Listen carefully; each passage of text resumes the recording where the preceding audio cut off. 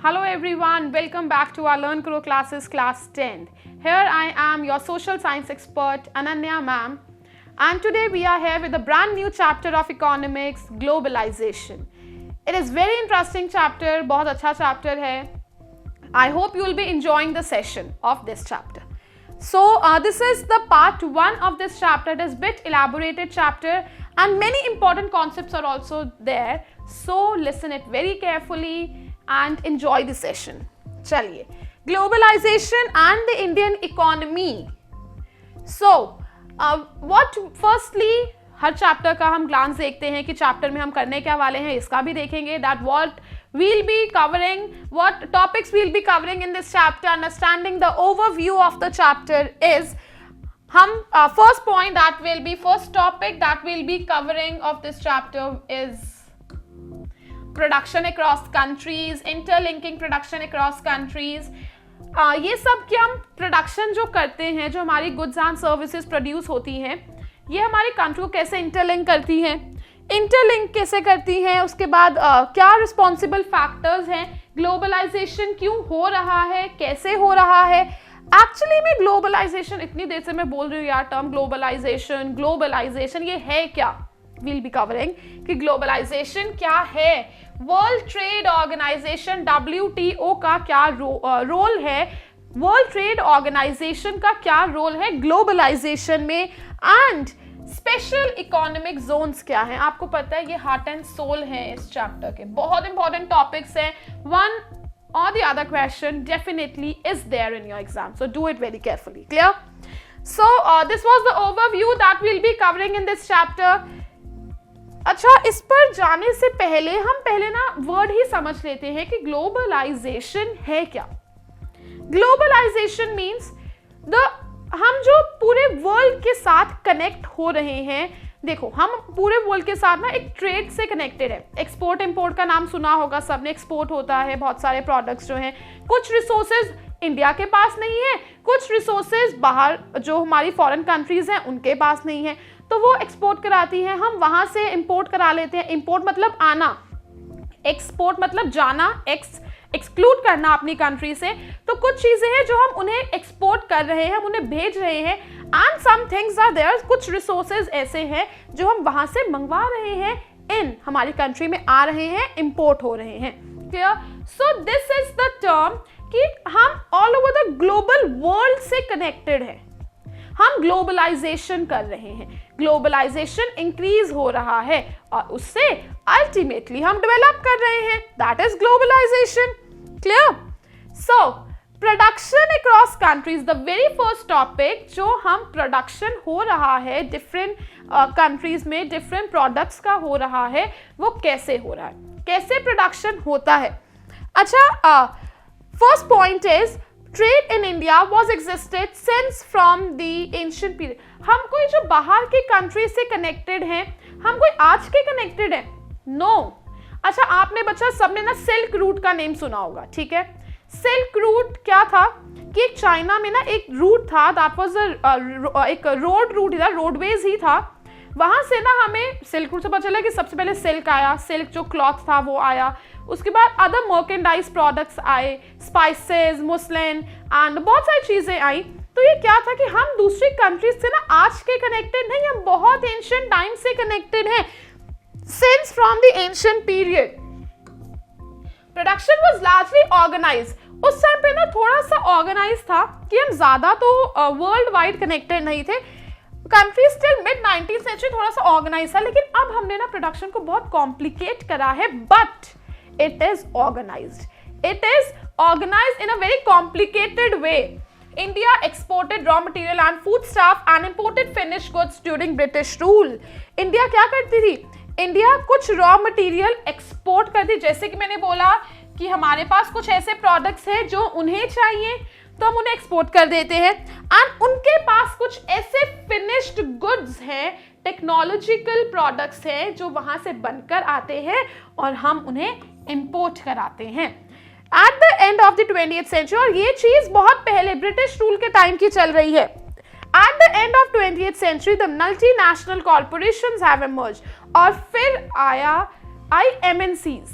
Multinational corporations, brands, हम इतने daily life में हम इतने ब्रांड शोरूम्स में जाते हैं, there are various different kind of different other brand, different brands are there, तो वो क्या है, वो MNCs है, मल्टीनेशनल कॉर्पोरेशंस। दे आर कि उनका हेडक्वार्टर जो हेड ऑफिस है वो एक जगह है, आप उनकी जो अलग अलग ब्रांचेस हैं वो डिफरेंट कंट्रीज में एस्टैब्लिश्ड है, दे आर MNCs ना।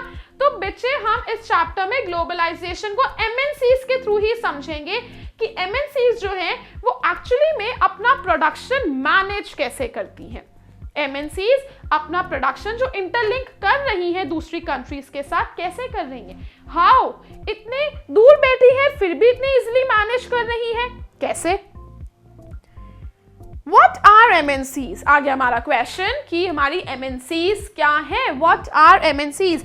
Companies that operate in its home countries as well as in other countries around the world। बैठी तो वो अपनी होम कंट्री में है, ठीक है, ट्रांजैक्शन लेकिन यहाँ के शुरू से पता उन्हें भी चल जाएगा कि कहां से कितने की ट्रांजैक्शन हुई है।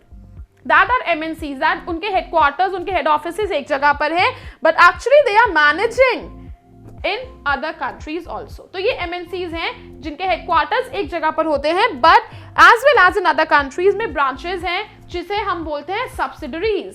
सब्सिडरीज हैं, they have established their subsidiaries in various other parts of the country.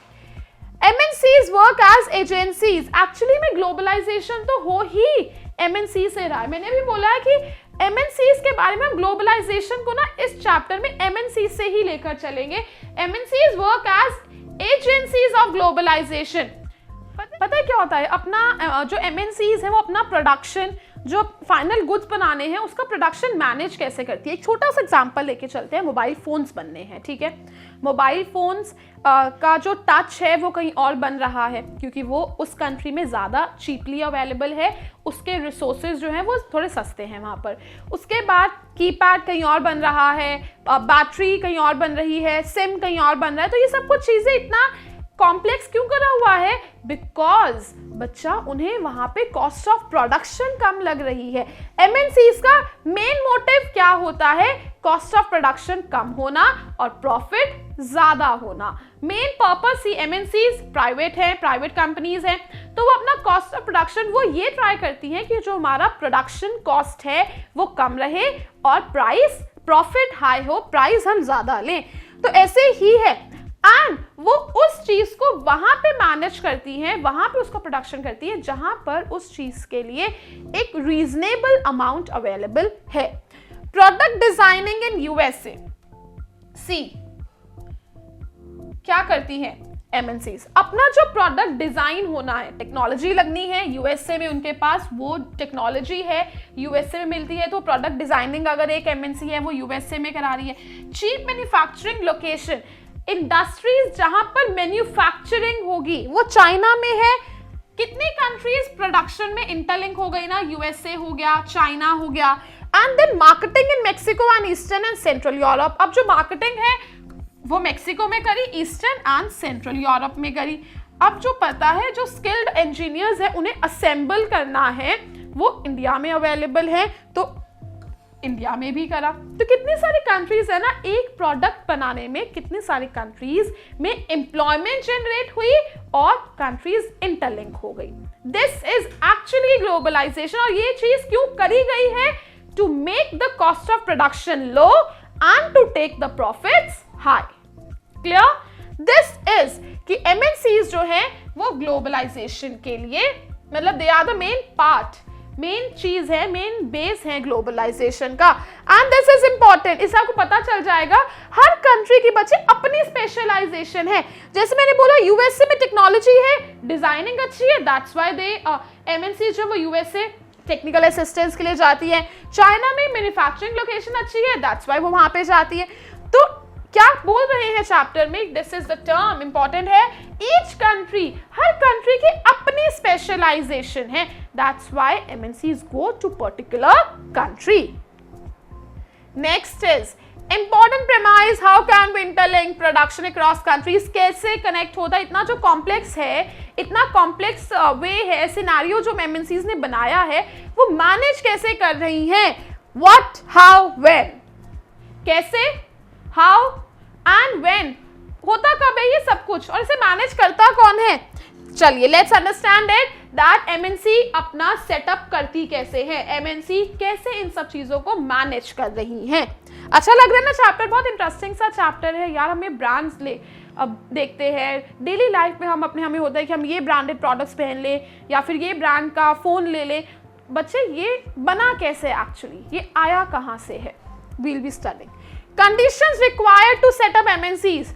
अच्छा कॉमन सा एग्जाम्पल है, छोटी सी शॉप भी सेटअप करनी है ना, तो हम इस सुनसान से एरिया में जाके शॉप सेटअप कर लेते हैं, क्या चलेगी वो शॉप? नो। तो हमें क्या चेक करना, there are some factors and there are some requirements जो हमें देखनी पड़ती है जहां पर हम एमएनसी सेटअप करते हैं। हम एक ऐसी जगह एमएनसी सेटअप करेंगे, दीज आर द 3 फैक्टर्स बच्चा, क्लोजनेस टू मार्केट, कि मार्केट अवेलेबल होनी चाहिए जहां पर हमारा प्रोडक्ट सेल तो हो।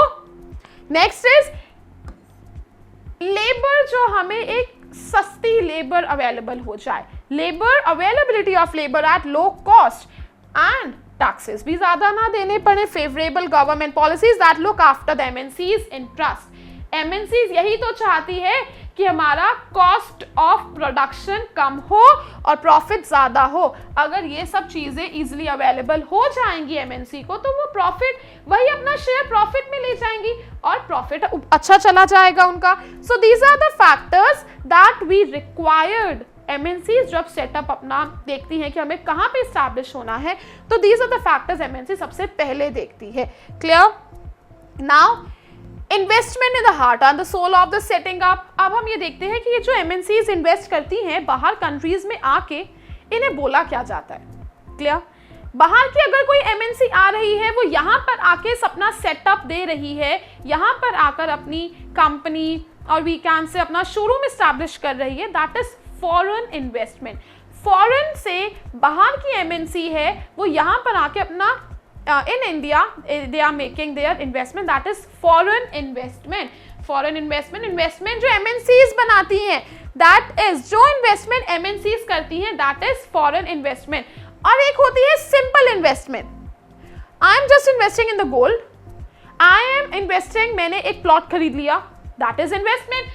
Investment money spent to buy assets such as land, building, machine. ये क्या है? This is normal investment. Clear?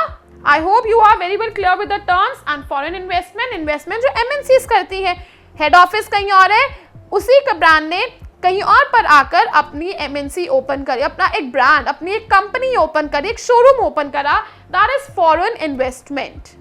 Indian company बाहर जा रही है इन्वेस्टमेंट के लिए, तो वो क्या है? Foreign investment. Clear? This was a term with foreign investment and investment. So this was the term with investment and foreign investment. I hope you are very well aware with the base of the chapter. This was the part 1 of chapter. Go through it. आपका base अच्छे से बनेगा कि globalisation chapter में हम करने क्या वाले हैं. Clear? So this was the first session of our economics chapter, globalization. Do read it very carefully. Thank you for joining us. Keep learning, keep enjoying.